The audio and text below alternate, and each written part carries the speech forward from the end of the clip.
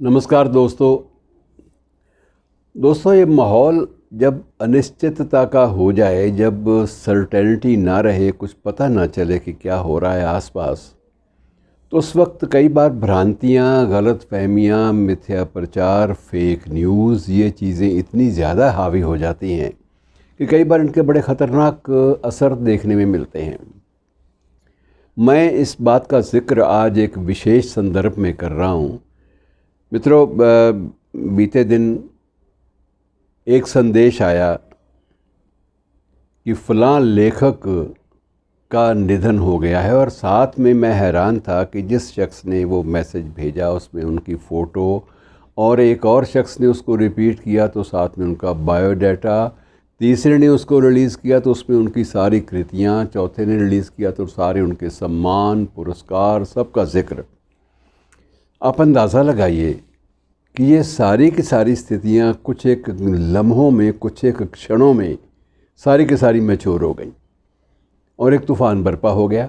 तूफ़ान बरपा होने के बाद क्या हुआ कि जिस संस्थान से मैं जुड़ा हूँ उस संस्थान का ताल्लुक़ अदब से है, और जब अदब की दुनिया में कोई ऐसी सनसनीखेज़ या कोई ऐसी ख़तरनाक किस्म की ख़बर आती है तो अफ़सोस तो एक अलग बात है, वो तो होना ही होता है ऐसी शख्सियत के, किसी भी शख्सियत के जाने पर। लेकिन उसके साथ साथ बहुत सारे सवाल खड़े होते हैं कि अब इसको इमीडिएटली क्या किया जाए, इमीडिएटली इसका संवेदना संदेश, ये वो कितनी ही औपचारिकताएं हैं जो आदमी एकदम से उसके मस्तिष्क में कुल बुलाने लगती हैं और आदमी उस तरफ दौड़ता है।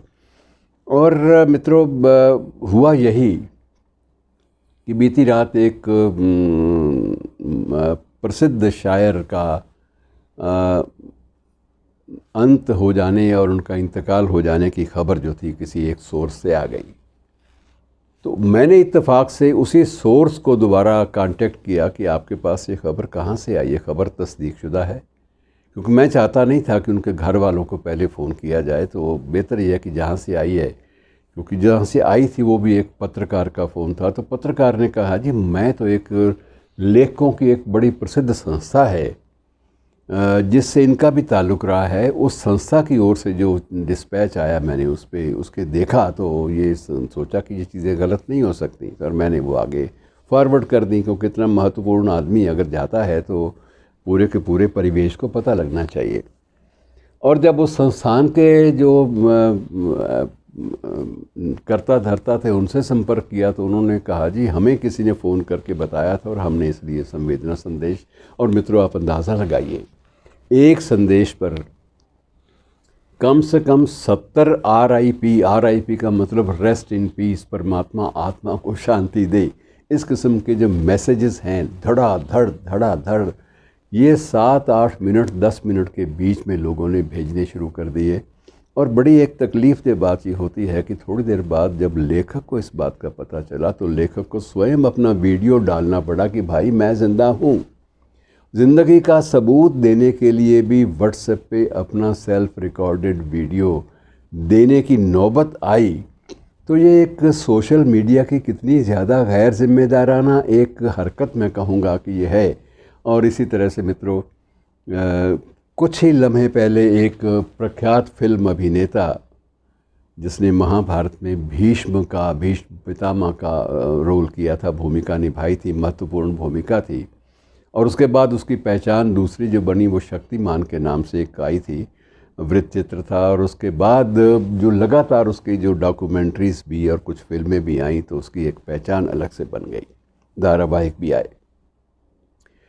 अब दिक्कत ये हो जाती है कि उसके बारे में वही RIP का धंधा शुरू हो गया, और RIP पे दे RIP, और उसकी सारी जितनी भी उसकी उपलब्धियां थी, सारा जिक्र और संवेदनाओं के संदेश और अजीब अजीब तरह की बातें, और वही कुछ ही मिनटों के बाद ये संदेश आ गया कि वो श्रीमान जी तो बिल्कुल ज़िंदा हैं, ठीक ठाक हैं। उनको स्वयं बताना पड़ा अपने साक्षात्कार देकर कि भाई मैं ठीक हूँ, मुझे अभी मेरे परिवार को सदमे ना पहुँचाइए। मित्रों, मैं पुरानी बात तो ये है कि ऐसी ख़बरों से कहते हैं कि उम्र बढ़ जाती है। चलो दुआ करें कि ऐसे शख्सियतों की उम्र बढ़ती रहे और वो लंबी उम्र जिएँ, और पहले से भी ज़्यादा जो वो लिखवा कर सांसें लाए थे, कुछ इजाफ़ा जो एक फ़ेक न्यूज़ ने कर दिया, तो ये इजाफ़ा उनका हक बनता है, उनको और भी ज़्यादा लंबे अरसे तक ज़िंदा रहना चाहिए, हम लोग कामना करते हैं। लेकिन ये सिस्टम क्या है, प्रणाली क्या है कि कोई भी कंफर्म नहीं करता और उनकी पुराने चित्र, नए चित्र, फ़ोटो तक लोग ऐसी मुस्तैदी के साथ डालते हैं कि जैसे दुनिया में सबसे बड़े पारंगत वही लोग हैं। और सबसे बड़ी ख़तरनाक बात मित्रों ये होती है जब इसमें कुछ नॉन मीडिया पर्सन्स जिनको आप पहचानते हैं, जब वो ज़िम्मेदार मीडिया पर्सन्स या ज़िम्मेदार जो अदबी संस्थाओं के जो संचालक हैं, जब वो भी इसमें मुख्य भूमिका निभाने पे उतारू होते हैं।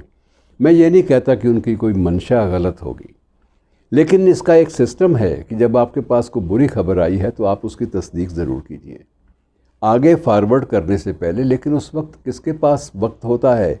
सभी लोगों को ये होता है कि अगला मैसेज, अगला मैसेज, अगला मैसेज, और सोने से पहले पहले लोग बिजियों और सैकड़ों संदेशों का आदान प्रदान करना चाहते हैं ताकि उसके बाद जब वो सोएं तो रात को फिर वो डिस्टर्ब ना हो। तो मित्रों ये बड़ी ख़तरनाक एक चीज़ें होती हैं। और उसके बाद सिलसिला तकलीफ़ दे तब होता है जब एक बुज़ुर्ग शायर की, पंजाबी के एक बुज़ुर्ग शायर केदारनाथ केदार, उनका भी निधन हुआ। तो ये ज़रूरत महसूस हुई कि ये भी तस्दीक कर ली जाए, कहीं ऐसा तो नहीं है कि ये अकादमियाँ या संस्थाएं जो हैं वो शोक संदेश भी जारी कर रही हैं और ये भी खबर फेक निकल आए, जैसे वो दो निकली। डॉक्टर राणा प्रताप गन्नौरी, जिनका नाम मुझे अदब के साथ लेना चाहिए कि मैं उनको बड़ा भाई मानता हूँ और उनकी जो कृतियाँ हैं उनका बड़ा सम्मान करता हूँ। उस शख्स ने सराइकी साहित्य में अपनी अनुपम उपलब्धियाँ दर्ज कराई हैं और उनको सिर्फ भारत में नहीं बल्कि पाकिस्तान में भी और कुछ अन्य दीगर देशों में भी जहाँ जहाँ सराइकी वाले बसते हैं वो सब लोग बड़े एहतराम से उनको याद करते हैं। आप भी तो ऐसी शख्सियतें जो हैं, अगर उनके बारे में कोई दुखद खबर या कोई ऐसी खबर गलत प्रसारित होती है तो बड़ी तकलीफ़ होती है मित्रों।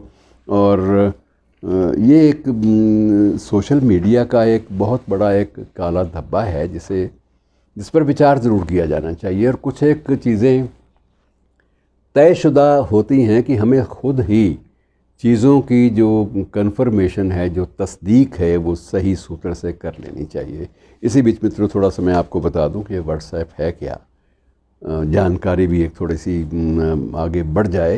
इस वक्त दुनिया भर में इस व्हाट्सएप का प्रयोग करने वाले लोगों की तादाद जो है वो 20 करोड़ का आंकड़ा तो कुछ वर्ष पहले का था। तो यकीनन ये 20 से अगर 35 या 30 करोड़ हो गई और 40 करोड़ हो गई हो तो कोई बड़ी बात नहीं है। इतने लोग इसका प्रयोग करते हैं। और मित्रों 30 करोड़ लोगों को या 35 करोड़ लोगों को व्यस्त रखने वाला जो एक ऐप है उसमें आप जानते हैं कितने आदमी काम करते हैं? सिर्फ 50 कारिंदों के द्वारा चलाया गया एक ऐप जो है वो कितनी पूरी दुनिया को कैसे पागल करता है और कैसे दीवाना बना देता है अपना, वो एक सूचना का एक स्रोत है। और जब इसकी स्थापना हुई थी तब इसके जो स्थापक थे ब्रायन एक्टॉन, तो उसने एक बात कही थी कि ये सबसे सिक्योर, सिंपल और रिलायबल मैसेजिंग ऐप होगा। सिंपल, सिक्योर और रिलायबल।